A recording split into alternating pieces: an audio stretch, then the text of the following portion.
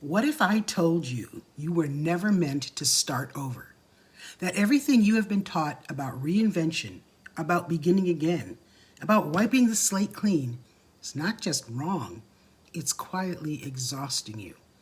Because let's be honest, starting over sounds noble, but it feels like loss. It feels like everything you have built, everything you survived, everything you became doesn't count anymore. You have spent decades becoming, building careers, raising families, holding things together when no one else could. You've been the strong one, the responsible one, the one people depend on. And now, life has shifted. Maybe the roles have changed. Maybe the house is quieter. Maybe your body, your energy, your priorities feel different. And suddenly the world hands you this message. It's time to start over. Start over? After everything you've done? No wonder something in you resists.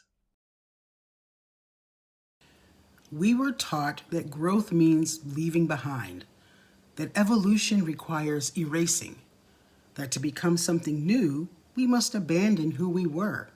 But that's not how the brain works, and it's not how the soul heals. From a neuroscience perspective, your brain is not designed to discard your past. It is designed to build on it. Every experience you've had, every challenge you've navigated, every lesson you have learned has literally shaped neural pathways that make you more capable, not less. So when you tell yourself, I need to start over, your brain hears, everything I've built doesn't matter. And it resists because it knows better. You are not being called to start over.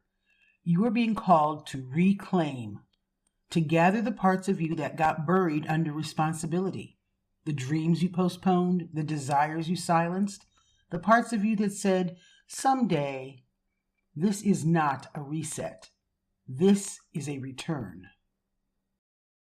As a clinical neuropsychologist for over 30 years, I have spent my life studying how the brain adapts, heals, and transforms.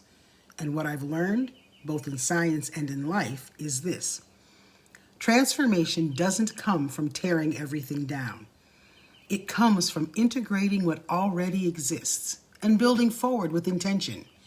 And as a woman who has walked through seasons of transition myself, I understand that quiet moment when you ask, who am I now?